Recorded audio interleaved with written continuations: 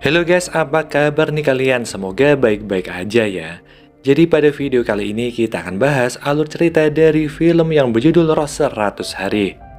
Nah, film ini akan berkisah tentang sebuah asrama yang selalu diteror oleh hantu kuntilanak. Jadi apa yang sebenarnya terjadi di asrama itu? Kita langsung aja ke isi cerita film selengkapnya.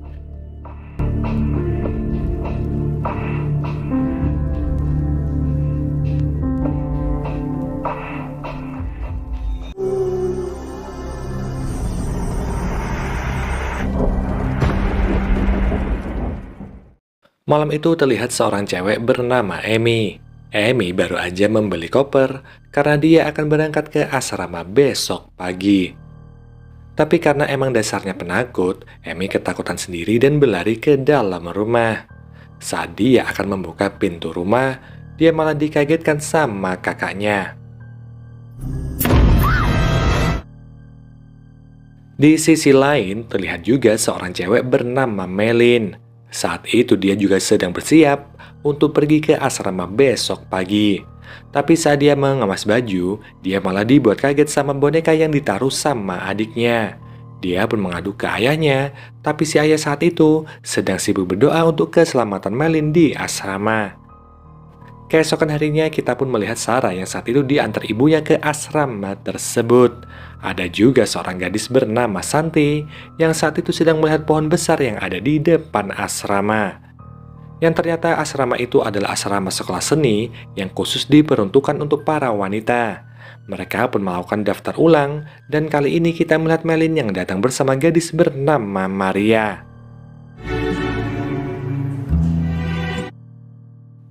Malam harinya Amy menata bajunya yang ternyata dia sekamar dengan Santi. Amy sempat dibuat heran saat dia melihat stiker cinta berinisial K Cinta K yang ada di lemarinya. Dia pun menegur Santi yang saat itu membaca novel berjudul 100 Hari Kematian. Amy pun ketakutan saat Santi bercerita tentang hantu. Gak lama berselang penjaga asrama datang dan menegur mereka untuk segera tidur. Esok harinya mereka ada kelas melukis, di mana kelas itu akan dipimpin oleh Pak Edi. Pak Edi menyuruh mereka untuk melukis sesuatu yang menggambarkan perasaan manusia. Di saat para murid ini mulai serius dengan penjelasan dari Pak Edi, penjaga asrama yang bernama Daud terlihat berkeliling di sekitar situ. Ternyata Pak Daud ini pengen cuci mata dan melirik Maria dengan tatapan mesum. Di sisi lain terlihat ketua asrama yang bernama Tini, yang mana Bu Tini saat itu sedang sibuk memakai makeup dan segera pergi ke kamar penjaga asrama yang bernama Kamal. Kamal sendiri adalah seorang penjaga asrama yang masih muda dan sepertinya Bu Tini ini tertarik pada pria tersebut. Kita pun kembali ke Maria yang saat itu sedang mengeluh tentang Pak Daud. Dia merasa risih saat Pak Daud ini menatapnya dengan tatapan mesum. Melin pun hanya bisa menasihati jika Maria ini nggak perlu mempedulikan akan hal itu. Selanjutnya mereka mendapat pengarahan dari Bu Tini tentang peraturan asrama ini. Malamnya Sarah memutar musik terlalu keras hingga hal itu mengganggu teman-temannya. Amy pun mengingatkan jika mereka harus tidur tepat di jam 10 malam dan dia pun lalu mematikan lampu. Tapi setelahnya Santi ini malah menyalakan lampu itu karena dia kebelet boker. Santi takut gelap, apalagi toilet itu ada di luar gedung. Meskipun takut setengah mati, dia tetap ke toilet itu karena perutnya nggak bisa diajak kompromi. Dan saat udah ada di dalam toilet tersebut, terlihat penampakan hantu wanita. Santi yang gak tahu akan hal itu langsung keluar setelah menyiram semua kotorannya. Tapi dia malah mendengar suara air di bilik sebelah dan saat dia membuka pintu itu, tiba-tiba Santi langsung pingsan, yang mana di sisi lain, Amy mulai khawatir karena Santi belum kembali. Dia lalu pergi ke toilet, tapi Amy malah kaget saat melihat Bu Tini yang sibuk menyadarkan Santi. Bu Tini berkata jika Santi langsung pingsan saat melihat dirinya yang saat itu ada di bilik sebelah. Mereka pun mengangkat Santi dan membawanya kembali ke kamar. Awak kenal dia tak? Pagi bunga.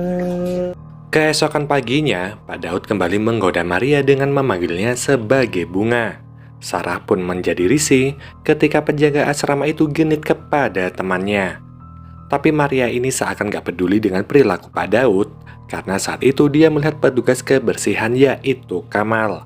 Maria tampak terbius dengan kegantengan Kamal, yang sepertinya Melin ini juga naksir sama si petugas kebersihan itu. Gak lama kemudian guru dari Jepang datang, di mana guru yang bernama Pak Takeshi ini minta tolong diantar ke tempat guru yang bernama Bu An. Sedangkan Amy mulai masuk ke ruang lukis, yang mana Santi masih terlihat sibuk dengan novel horor kesayangannya. Amy mencoba menegur Santi agar dia nggak terlalu fanatik dengan kisah hantu. Itu semua karena tadi malam Santi pingsan karena melihat Butini yang dia kira sebagai hantu. Tapi Santi menolak berhenti membaca, karena sekarang dia udah sampai di cerita yang ke-99 hari. Dikatakan di novel itu, jika roh akan bangkit di hari yang ke-100. Nggak lama kemudian Bu An datang, di mana dia memperkenalkan guru tamu asal Jepang yaitu Pak Takeshi. Pak Takeshi mulai memainkan alat musik asal Jepang sambil mengajarkan ilmu tentang seni.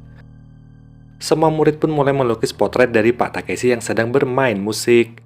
Di malam harinya, Santi masih sibuk membaca novel kesayangannya, dan hal ini membuat Amy terbangun. Tapi Santi nggak berhenti dan malah membacakan bagian paling seram dari buku itu. Dia membaca jika putri Pak Ahmad yang udah meninggal bangkit di hari yang ke-100.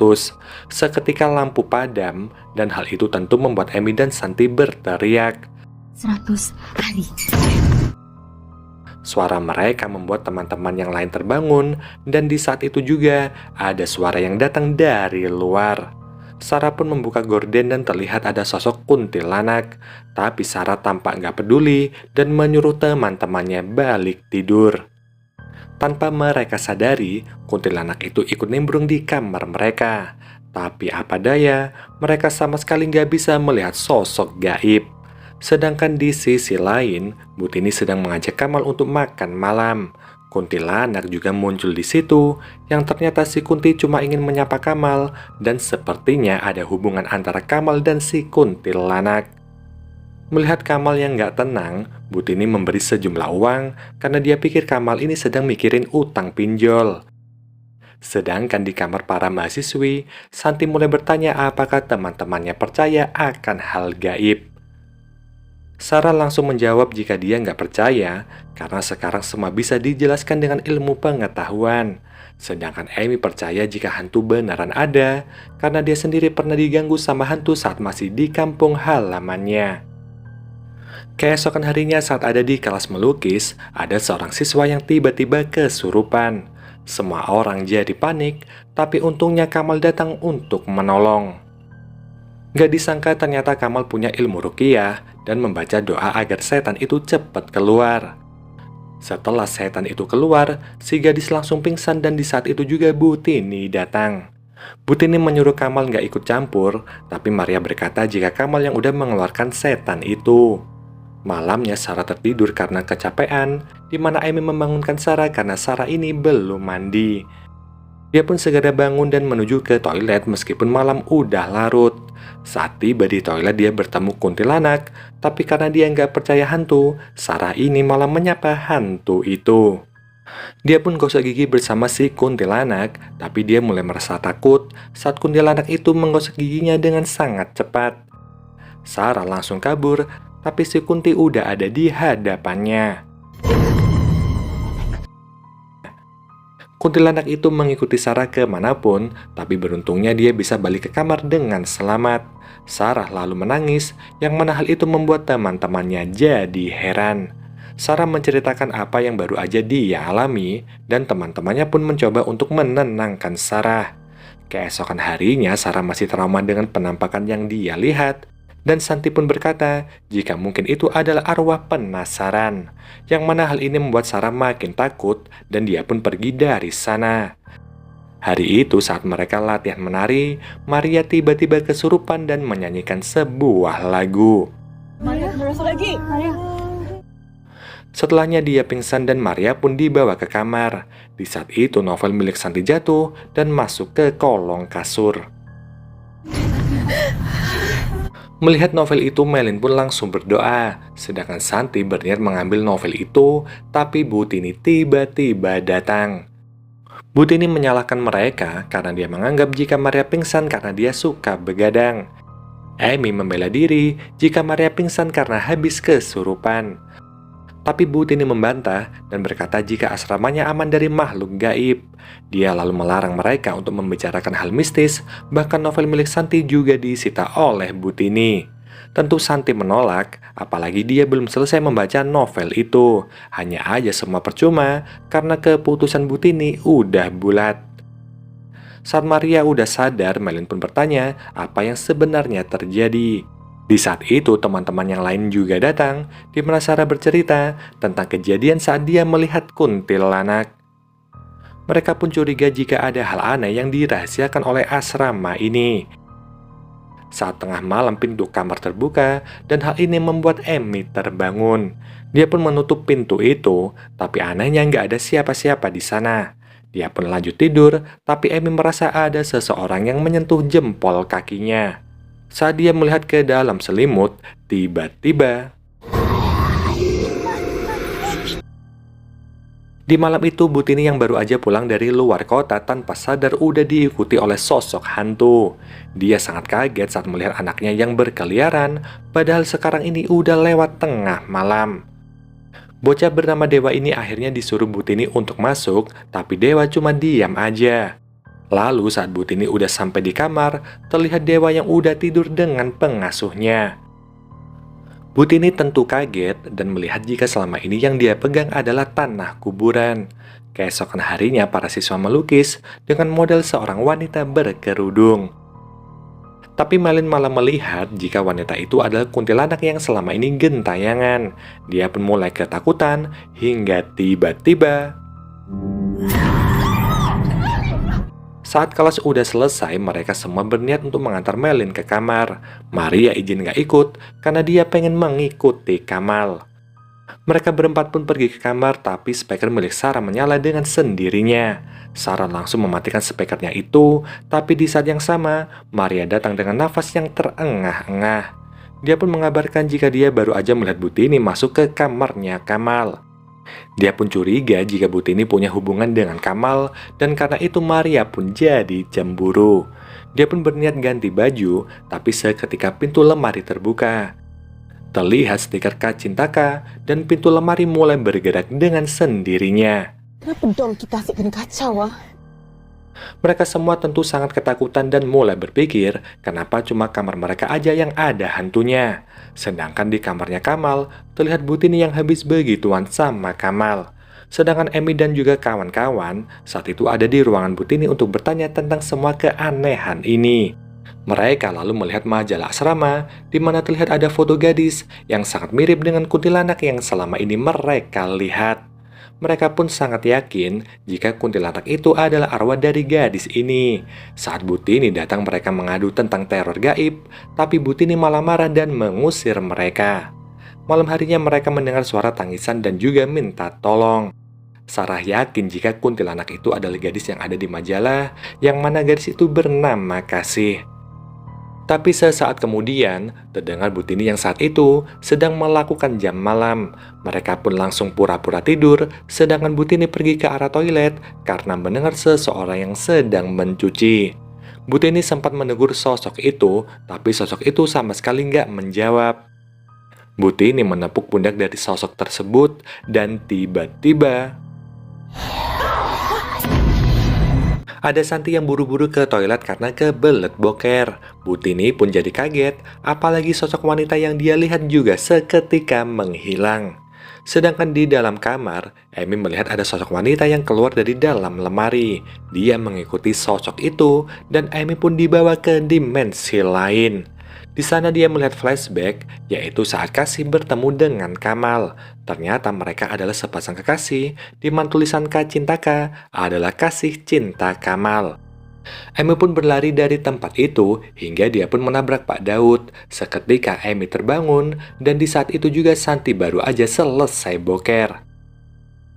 Dia lalu melihat kuntilanak, di mana kuntilanak itu memanggil namanya.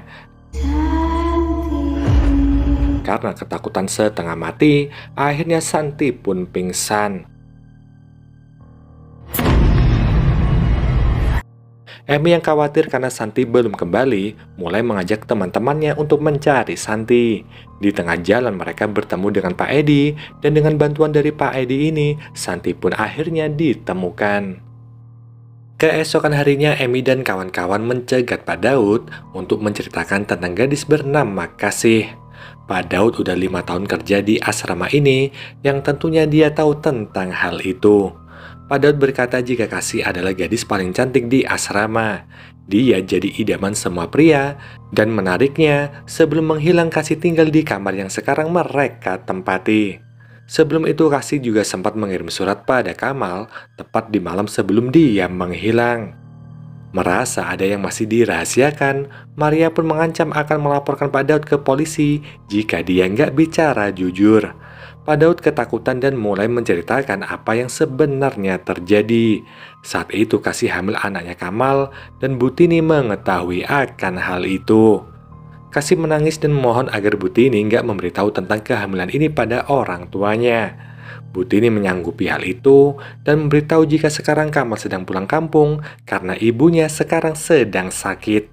Butini berjanji pada Kasih jika dia akan memberitahu Kamal tentang kehamilan Kasih. Kasih pun sangat bersedih dan gak tahu harus berbuat apa. Mendengar cerita itu, mereka pun segera pergi ke kamarnya Kamal. Sedangkan Butini sekarang ini mulai mendapat teror dari hantunya Kasih. Kasih meminta kalung pemberian Kamal, tapi tololnya Butini ini malah menantang dan gak mau memberikan kalung itu. Sesaat kemudian Kamal tiba dan kita pun melihat apa yang sebenarnya terjadi. Di malam itu Butini menjebak Kasih agar dia terjatuh ke dalam lubang. Dia mengubur Kasih hidup-hidup, sementara Kamal mendapatkan surat dari Kasih. Surat itu adalah surat perpisahan, tapi sayangnya itu adalah surat palsu yang dibuat oleh Butini. Butini akhirnya ditangkap polisi, dan hantu Kasih akhirnya bisa membalaskan dendamnya. Terima kasih. Dia juga seakan berterima kasih dengan membawa novel kesayangan Santi yang udah disita oleh Butini. Semua pun berakhir bahagia dan film pun selesai.